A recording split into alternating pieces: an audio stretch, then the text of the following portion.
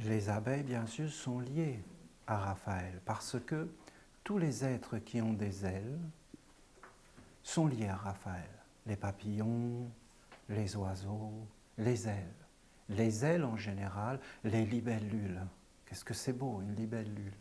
Tous ces êtres colorés avec des ailes transparentes, ou les papillons, ou les abeilles, ou bien sûr il y a des êtres un peu plus qu'on aime moins, comme les frelons, mais ils ont quand même des ailes. Ça veut dire qu'ils sont capables d'être dans les atmosphères de l'air.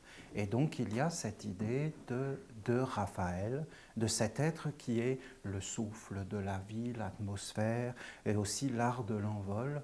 On peut très bien voir à travers un papillon cet être qui est une branche et qui devient une fleur sur une branche. On peut le voir avec les cerisiers. Vous avez la chenille, la branche, et vous avez la fleur qui apparaît, le papillon. Et vous avez la même chose. Ce sont comme des dieux, des divinités qui, à travers des choses très proches de nous, comme une branche avec des fleurs, ou une chenille et un papillon, qui nous parlent, qui viennent vers nous et nous enseignent, et nous montrent en fin de compte des choses de la vie, des grands mystères. C'est réellement l'alphabet de Dieu, l'alphabet d'un monde supérieur. Et on peut voir donc à travers tous les êtres qui ont des ailes, l'enseignement de Raphaël. Alors il a été dit que c'était en 2007. En 2007, les États-Unis d'Amérique ont tiré la sonnette d'alarme. Ils ont dit attention, il se passe quelque chose d'étonnant.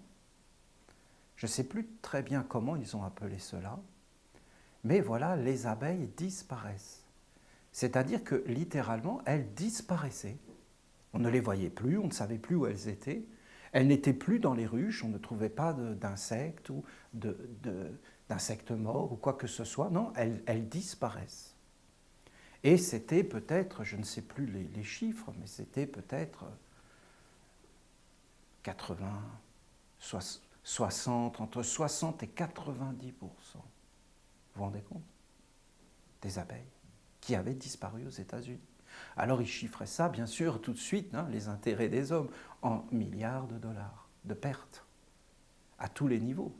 Parce que ce sont elles qui pollinisent toutes les fleurs, et aussi quelque chose dont les hommes ne s'intéressent pas. Parce que bien sûr, les abeilles, les hommes s'y intéressent pour des raisons mercantiles. C'est toujours la même histoire. Mais dans le fond, la perte et la disparition des fleurs sauvages.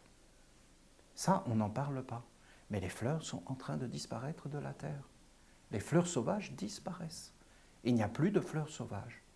Alors, ce n'est pas un phénomène qui était propre aux États-Unis, mais c'est un phénomène qui est mondial.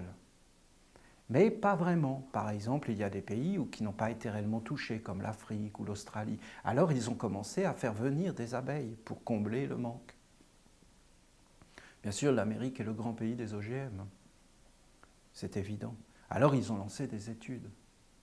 Et ils ont dit, bien voilà, ça vient des OGM. Ils ont des doutes.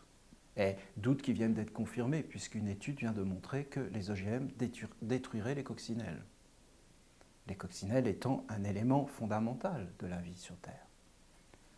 Donc ils le savent maintenant. Alors il y a des polémiques, les hommes s'entretuent. Parce que les hommes ont des intérêts.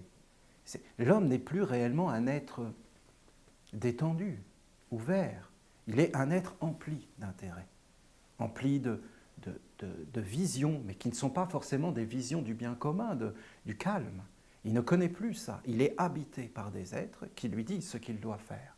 Alors bien sûr, il est embêté, parce que bien sûr, tous les hommes voudraient préserver la nature, les coccinelles, les abeilles, les fleurs. Mais les intérêts sont trop puissants. Comment faire pour enlever ces intérêts? C'est ça la vraie question. Parce qu'on a des engagements. On a des engagements à tous les niveaux. Et en fin de compte, on voit bien qu'on a pris un mauvais chemin, parce qu'on est en train de détruire. Mais on ne sait pas comment faire pour redresser. Ce n'est pas si simple, parce que c'est facile d'en parler. Mais d'être vraiment au gouvernail du bateau, de la terre, de l'humanité, comme bateau, c'est beau. D'être sur un bateau, on le dit, on le dit, sur le même bateau. Ou alors, qu'est-ce que je suis venu faire dans cette galère? Alors, on peut dire les deux, hein. Mais il y a cette idée de bateau. Et dans cette idée de bateau, bien sûr, il y a la grande idée de fraternité, de bien commun, d'être ensemble. Mais pas simplement ensemble avec les hommes, mais les abeilles. Mais ça, c'est un ancien langage.